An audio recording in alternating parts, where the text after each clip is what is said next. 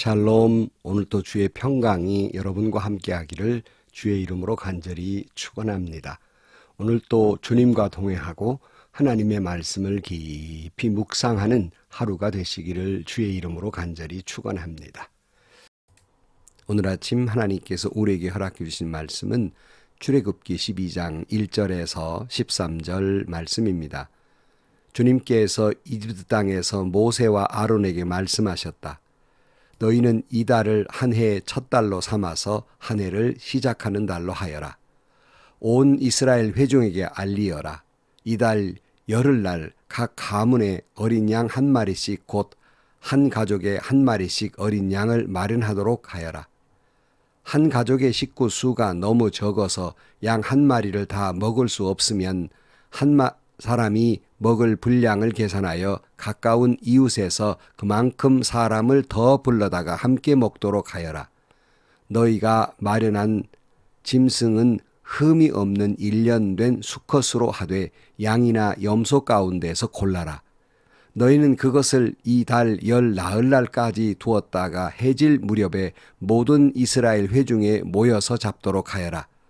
그리고 그 피는 받아다가 잡은 양을 먹을 집의 좌우 문설주와 상인방에 발라야 한다.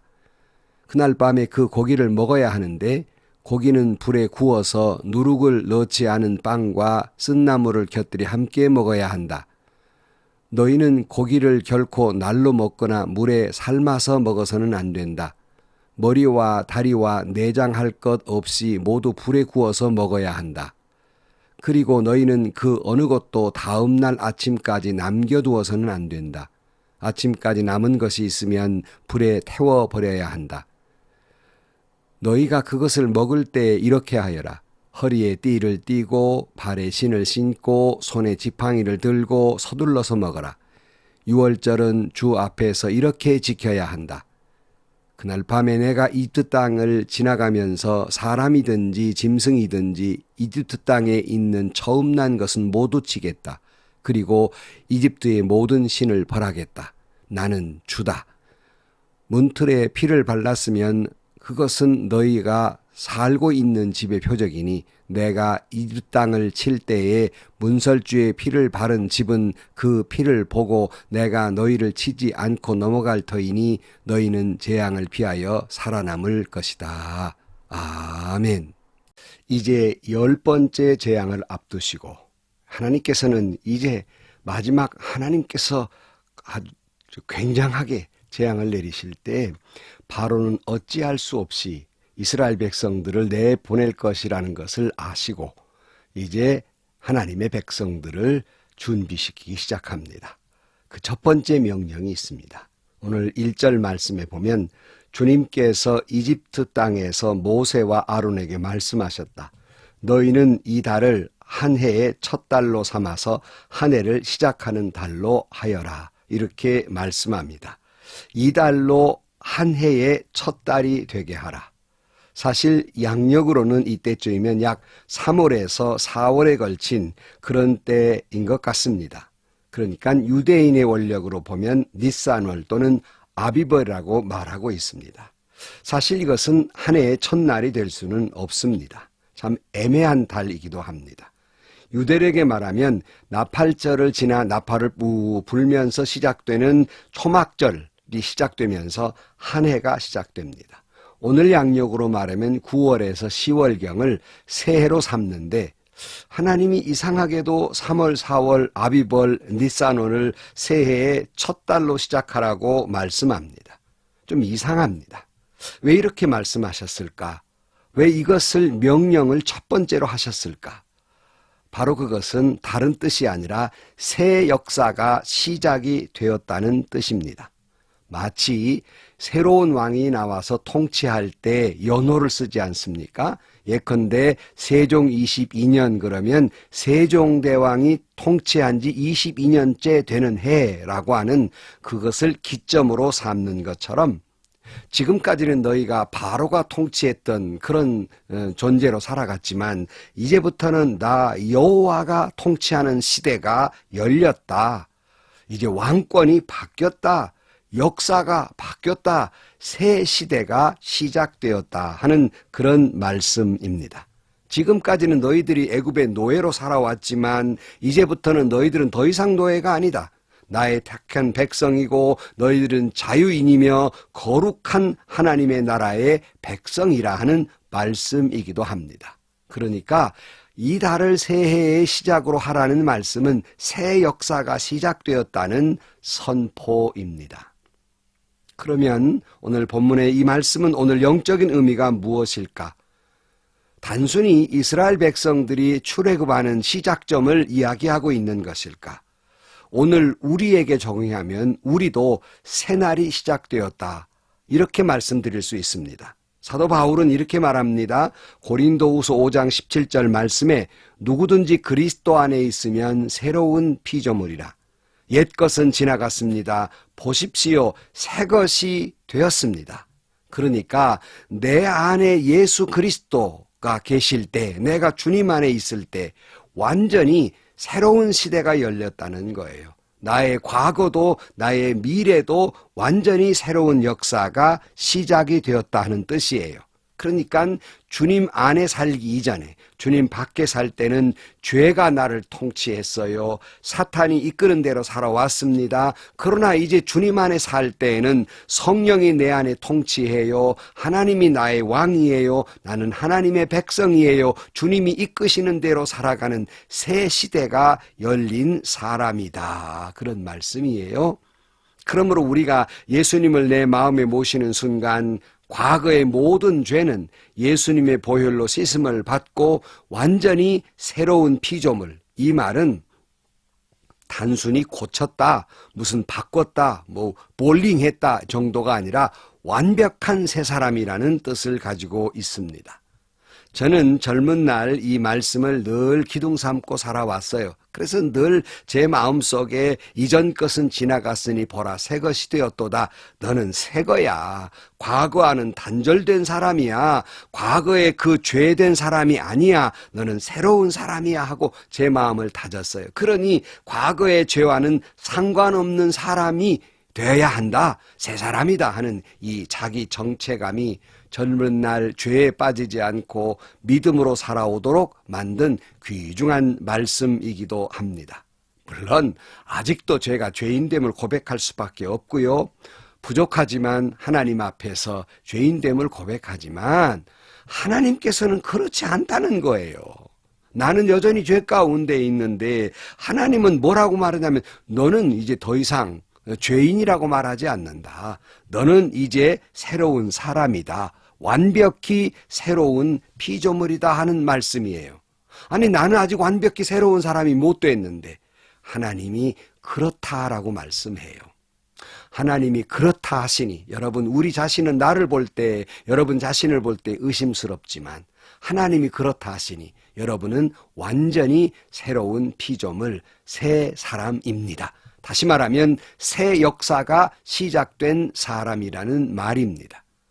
보통 역사를 말할 때 BC, AD 이렇게 나누잖아요. 요즘은 자꾸 예수에 대해 반감을 가진 사람들이 너무 종교적이라 그래서 앞에다가 AD, BC를 쓰지 않고 연도만 씁니다만은 BC는 Before Christ이잖아요. 그러나 AD는 아노 도미니라는 뜻이에요. 아노 도미니라는 말은 주의 해 안에서 시작된 후에 그래요. 그러니까 예수님 이전 시전과 예수님이 오셔서 시작된 해와 완전히 역사는 두 동강 납니다. 완전히 새로운 역사로 쓰여지게 되는 것이죠. 이처럼 예수님은 역사를 두 동강 낸 것처럼 우리도 주님 안에 산다면 완전히 이전과 이후는 다를 수밖에 없어요. 예수님을 만난 이전과 예수님을 만난 이후에 완전히 다를 수밖에 없습니다. 새로운 피조물이에요. 근데 그것은 우리 개인만이 아니에요.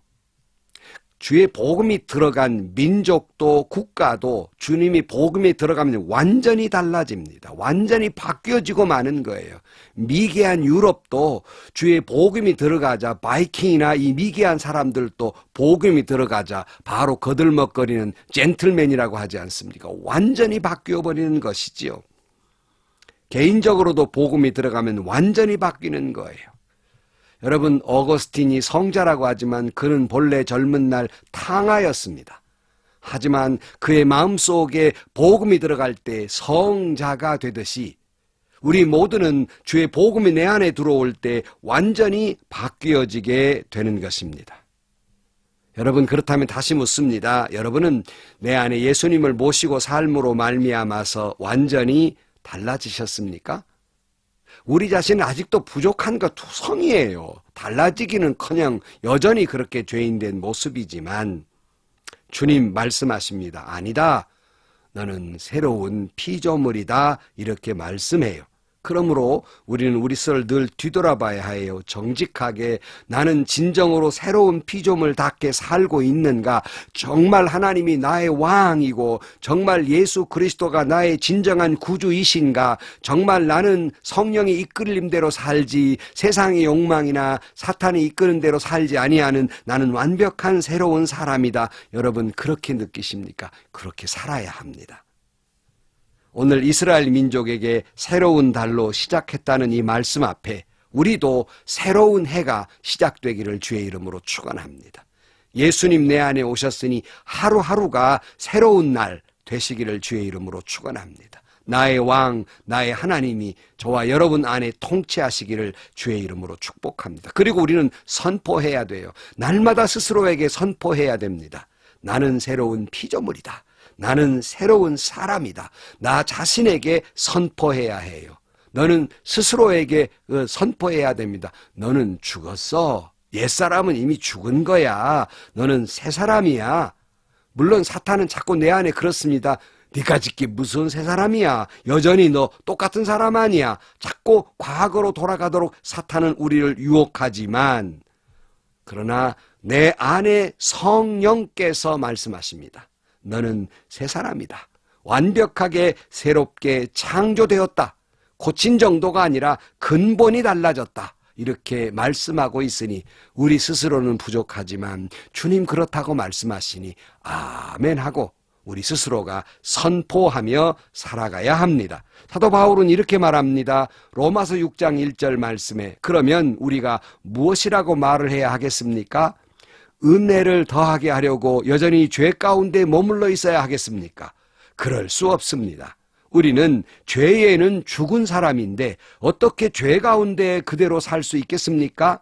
세례를 받아 그리스도 예수와 하나 된 우리는 모두 세례를 받을 때 그와 함께 죽었다는 것을 여러분 알지 못합니까?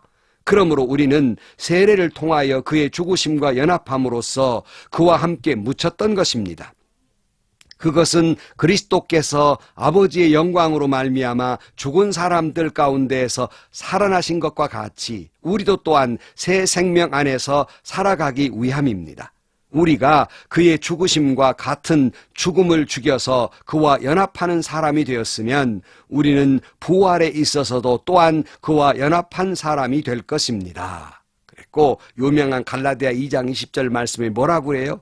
나는 그리스도와 십자가에 못 박혔습니다. 이제 살고 있는 것은 내가 아닙니다. 그리스도께서 내 안에 살고 계십니다. 내가 지금 육신 안에서 살고 있는 삶은 나를 사랑하셔서 나를 위하여 자기 몸을 내어주신 하나님의 아들을 믿는 믿음 안에서 살아가는 것입니다. 아멘. 옛사람은 죽었어요. 주와 함께 십자가에 못 박혀 죽었습니다. 나는 옛사람은 없는 거예요. 내 안에 주님이 계실 뿐입니다. 그리고 예수님의 보혈로 내가 깨끗이 씻음 받은 사람이며 하나님은 내 죄를 기억도 아니하시기에 너는 완벽히 새로운 사람이라고 말씀하고 있는 겁니다. 여전히 내가 육체 가운데 살고 여전히 내가 죄 가운데 있는 것 같지만 이제는 과거와 달리 완벽히 다른 것은 예수 안에 사는 겁니다. 예수를 믿는 믿음 안에 사는 겁니다. 그러므로 하나님은 저와 여러분을 볼 때 죄인으로 보시겠습니까? 새로운 피조물로 보시겠습니까? 완전한 새 사람으로 보시겠습니까? 사탄은 나는 여전히 죄인된 것을 고백할 수밖에 없지만 하나님은 아니다. 넌 새 사람 됐다. 완전히 내가 새로 지었다. 새로운 피조물이다. 말씀하고 계십니다. 그러므로 주님 말씀에 따라서 우리 옛사람은 이미 죽었습니다. 우리는 새로운 시대에 살아가고 있는 것입니다. 사랑하는 성도 여러분, 이스라엘 백성들이 출애굽할 때 새로운 시대가, 새로운 해가 시작되듯이 예수 안에 내가 살고 있으므로 완전히 새로운 삶, 새로운 역사, 새로운 해가 되시기를 주의 이름으로 축원합니다. 새로운 인생이 되기를 주의 이름으로 축원합니다. 오늘 본문에 보면 그 유명한 유월절 어린 양의 이야기가 나옵니다. 어린 양을 잡아서 문설주에 바르라. 그러면 죽음의 사자가 넘어갈 것이다. 유월절 유래가 된 것이지요. 3절 이하에 보면 온 이스라엘 회족에게 알리어라. 이달 열흘날 각 가문에 어린 양 한 마리씩 곧 한 가족에 한 마리씩 어린 양을 마련하도록 하여라. 그날 밤에 내가 이집트 땅을 지나가면서 사람이든지 짐승이든지 이집트 땅에 있는 처음 난 것을 모두 치겠다. 그리고 이집트의 모든 신을 벌하겠다. 나는 주다. 문틀에 피를 발랐으면 그것은 너희가 살고 있는 집의 표적이니 내가 이집트 땅을 칠 때 문설주에 피를 바른 집은 그 피를 보고 내가 너희를 치지 않고 넘어갈 터이니 너희는 재앙을 피하여 살아남을 것이다. 이렇게 말씀합니다. 그러니까 죽음의 사자가 지나갈 때 문설주에 양을 잡아 피를 바르는 것을 보면 하나님의 백성이구나 이렇게 생각하고 그냥 넘어간다. 그래서 넘어간다는 유월, 담을 넘어간다는 뜻이죠. 그래서 유월절이라고 부릅니다. 우리 역시 마찬가지예요. 죄로 인해 죽을 수밖에 없는 이스라엘 백성은 이집트의 노예였지만 우리는 죄의 노예였습니다. 죽을 수밖에 없지만 주님의 보혈이 발라진 사람은 그 죽음의 사자가 지나가서 새로운 생명을 얻게 됩니다. 그러므로 여러분 오늘도 분명히 선포해야 될 것은 나는 예수님의 보혈이 발라진 사람입니다. 오늘 본문에 보면 이를 보고 피를 보고 치지 않고 넘어가겠다. 그러면 저와 여러분은요. 예수님의 피를 보시고 죽음의 사자가 넘어갈 것이다 라고 말씀합니다. 오늘도 여러분 예수님의 보혈이 내 안에 흘러들어와 내 안에 충만함으로 말미암아서 죽음의 사자가 물러가고 죄악이 물러가고 영원한 생명을 얻게 되며 구원을 얻고 복을 받고 하나님과 친밀한 관계가 될 줄로 믿습니다. 사랑하는 성도 여러분, 유월절 어린 양 세상제 기주가는 예수의 보혈로 우리는 구원받았습니다. 주님의 보혈이 우리를 죽음에서 구원해 주셨습니다. 이제 더 이상 우리는 세상의 죄와는 멀어진 완전히 새로운 피조물로 살아가야 하겠습니다. 마치 새해가 열린 것처럼 우리 스스로가 고백해야 됩니다. 나는 십자가의 보혈이 내가 발라진 사람으로 나는 완전히 새로운 사람, 새로운 피조물이다. 나는 완전히 이제는 새롭게 창조됐고 거룩한 백성이고 하나님의 자녀이며 과거의 죄와는 나는 무관한 사람이고 더 이상 나는 죄 가운데 살아서는 안 되는 거룩한 백성 하나님의 자녀라고 선포하며 살아가시기를 주의 이름으로 간절히 축원합니다. 기도하시겠습니다. 하나님, 아무리 생각해도 우리 자신은 여전히 죄인인데 그럼에도 불구하고 주님의 보혈을 내 안에 주셔서 그를 믿는 자마다 새로운 피조물이라고 말씀하신 주님, 새 사람 되었으니 과거의 모든 죄와는 단절되게 하여 주옵시고 완전히 새로운 사람, 새롭게 창조된 사람으로 살아가게 하여 주옵소서. 예수님의 이름으로 기도하옵나이다. 아멘. 여러분, 우린 이런 말 들을 때마다 나 정말 새로운 피조물 맞아? 여전히 부끄럽지요. 죄인됨을 고백하지 않을 수 없습니다. 그러나 하나님이 너는 새로운 사람이라고 말씀하시니 우리는 이것을 믿어야 합니다. 우리는 이것을 믿고 나는 새 사람, 이제는 죄와는 멀어진 사람, 상관없는 사람. 그래서 하나님의 백성으로 사셔서 영원한 생명을 누리며 살아가는 저와 저와 여러분들이 되시기를 주의 이름으로 축원합니다. 그러기에 오늘도 행복하고 오늘도 여러분들에게 하나님의 은혜와 축복이 넘치는 하루가 될 줄로 믿습니다.